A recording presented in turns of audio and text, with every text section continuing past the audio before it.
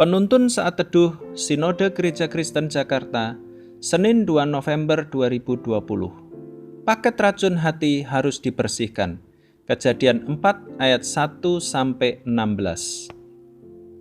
Kain dan Habel.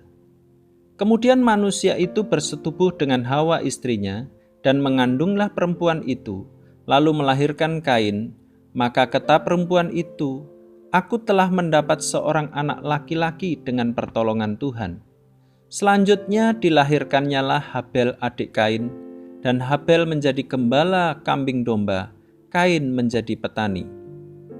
Setelah beberapa waktu lamanya, maka Kain mempersembahkan sebagian dari hasil tanah itu kepada Tuhan sebagai korban persembahan. Habel juga mempersembahkan korban persembahan dari anak sulung kambing dombanya, yakni lemak-lemaknya. Maka Tuhan mengindahkan Habel dan korban persembahannya itu.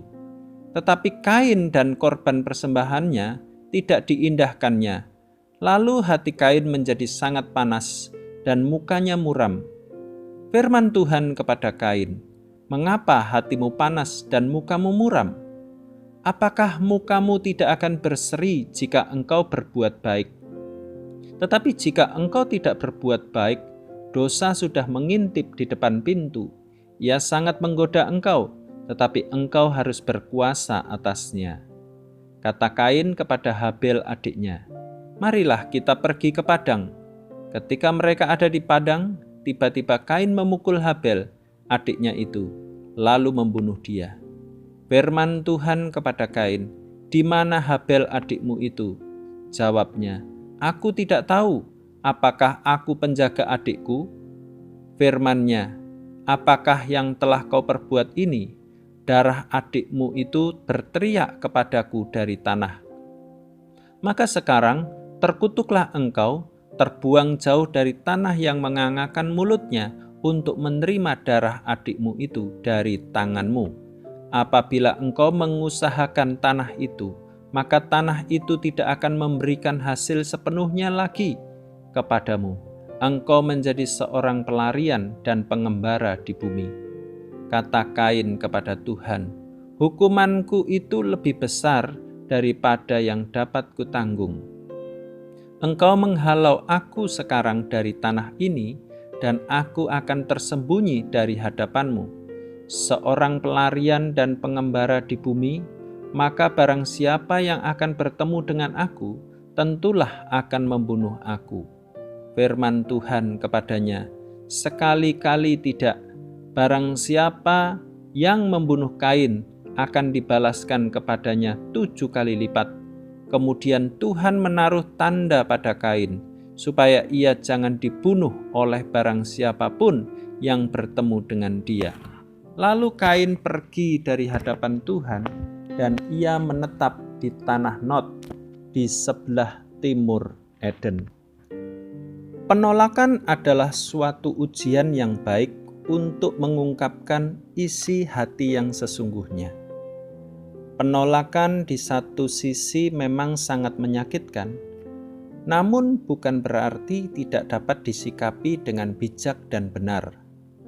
Dalam nas ini, Kain menyikapi penolakan Tuhan kepadanya adalah dengan hati yang marah.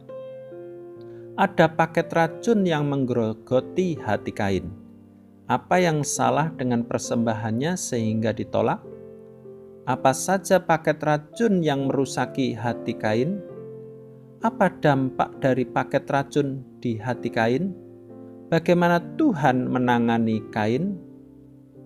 Perbedaan profesi dan jenis kurban yang mereka persembahkan kepada Tuhan bukanlah pokok permasalahan.